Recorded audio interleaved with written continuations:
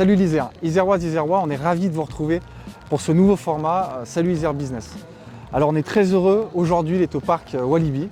Alors ils nous ont fait confiance pour cette première émission où on va mettre en avant la partie un peu économique du parc avec la partie marketing, la partie opération et la partie maintenance et la réparation de tous ces attractions. Donc on va vous montrer le off du parc et on est très heureux, on les remercie encore une fois. Donc n'hésitez pas à nous suivre pour la suite sur nos réseaux sociaux et bon visionnage.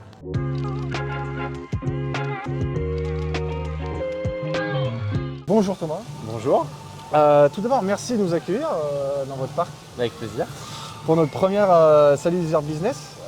Alors dans ce programme-là, on essaie de mettre en avant les entreprises du territoire en Isère pour essayer de comprendre un peu leur mécanique économique et un peu leur business model. Alors la première question que je vais vous poser, c'est vous présenter et de présenter un peu ce que vous faites au sein du parc. Alors moi je suis Thomas Mondon, je suis le directeur marketing et vente du parc. Okay. J'ai deux principales missions. Communiquer à l'extérieur du site pour donner envie à un maximum de visiteurs de venir sur le parc. Okay.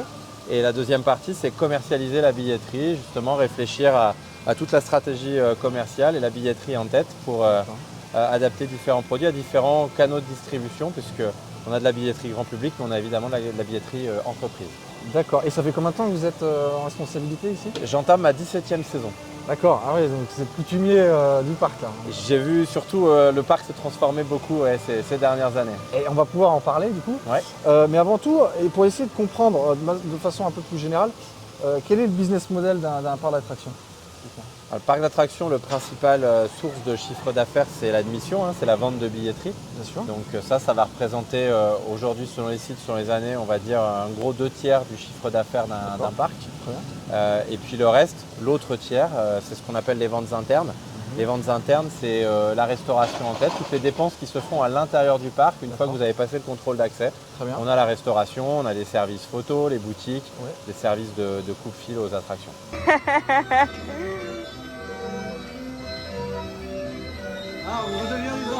Bonjour Damien. Bonjour. Est-ce que vous pourriez vous présenter, s'il vous plaît? Eh bien, je suis Damien Tolon, responsable des opérations du parc Walibi-Rhône-Alpes. Opération, qu'est-ce que ça veut dire? Ça veut dire plusieurs petites missions. Quand le parc est ouvert, je dois gérer les attractions, la propreté du parc, le parking, le poste de secours et la sécurité, sûreté des visiteurs. Et alors, est-ce que vous pouvez nous donner un peu une journée quotidienne? Une journée quotidienne. Ça commence déjà à 9h15, on se retrouve tous les responsables et on fait le petit brief du matin et on rassemble toutes les informations de la journée. Très bien.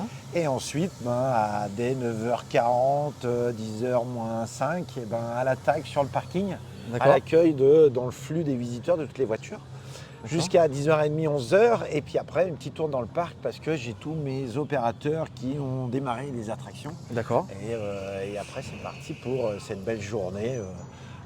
Quand normalement il y a une très belle météo qui aujourd'hui quand même c'est bon. Un peu capricieuse. Ouais, un peu capricieuse.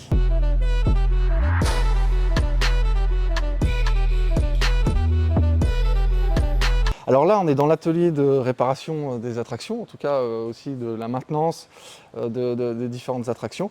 Est-ce que vous pouvez un peu vous présenter, s'il vous plaît? Ouais, moi je m'appelle Thomas, ça fait 20 ans que je travaille sur le parc.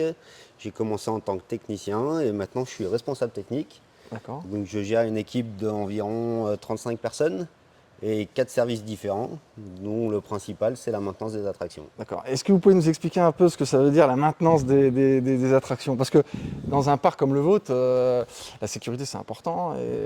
Alors expliquez-nous un peu vos missions. Donc il y a plusieurs, on va dire sur 2 périodes. On a la période hivernale où le parc est fermé et la période estivale où le parc est ouvert. Donc c'est 2 missions qui sont totalement différentes. Donc sur la période hivernale, on démonte les attractions. D'accord. Et on fait des contrôles, ce qu'on appelle cartographie et CND. Ok.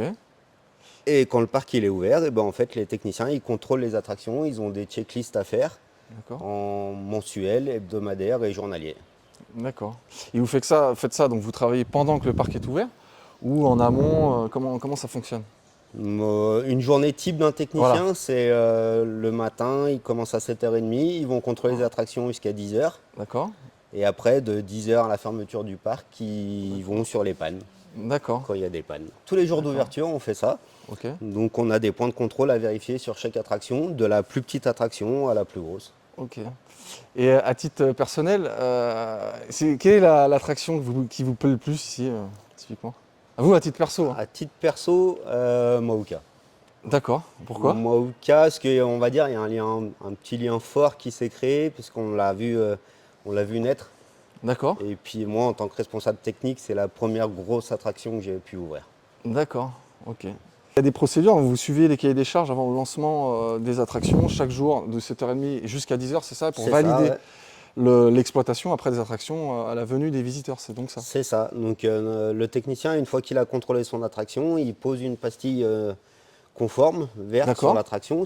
Et en même temps, sur sa GMAO, il signe son checklist comme quoi il a bien contrôlé l'attraction. D'accord.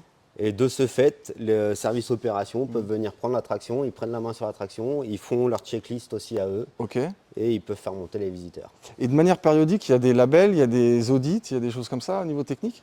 Comment ça se passe? Oui, il y a 2 visites techniques dans l'année qui sont faites par un organisme de contrôle certifié qui s'appelle le TUV. D'accord. Donc ils viennent 2 fois par an, ils viennent en fin de saison, sur période de novembre en général. Ok. Donc là, ils viennent contrôler les attractions Ok. et ils nous font une liste d'observations. Et ils reviennent ensuite à l'ouverture et ils vérifient qu'on a levé toutes les observations qu'ils nous ont mis. Ok. Et à partir de là, ils font des essais dynamiques sur l'attraction et ils vérifient que toutes les sécurités de l'attraction sont opérationnelles. D'accord. Et à partir de ce moment-là, Un crash test? c'est ça. C'est un peu comme le contrôle technique d'une voiture. Ouais, voilà, c'est ça. C'est ça, c'est la même chose.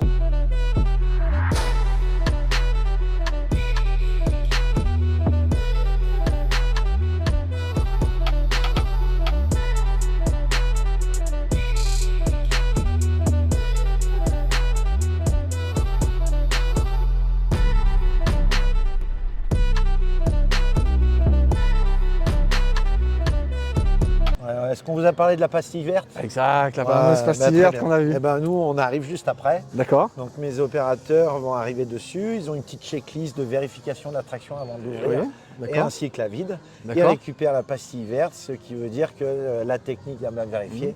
Et après, c'est parti. Et on ouvre la file d'attente D'accord. dès 10h du matin pour accueillir les visiteurs. Le parc, créé en 1979, D'accord. il ne s'est pas toujours appelé Walibi, c'est appelé Avenirland. Au tout début, ce D'accord. parc s'appelait Avenirland. Ok.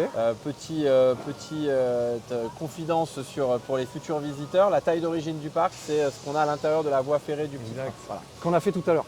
Que vous avez fait tout à l'heure. Exact. Donc du coup, le parc existe depuis 1979. Aujourd'hui, Walibi Rhône-Alpes propose 36 attractions, aires de jeux et spectacles, D'accord.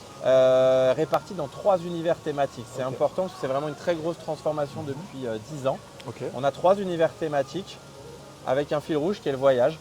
Vous allez voyager à Explorer Adventure, c'est plutôt l'Amérique du Nord, les trappeurs, les bûcherons, les chercheurs d'or. Bien sûr.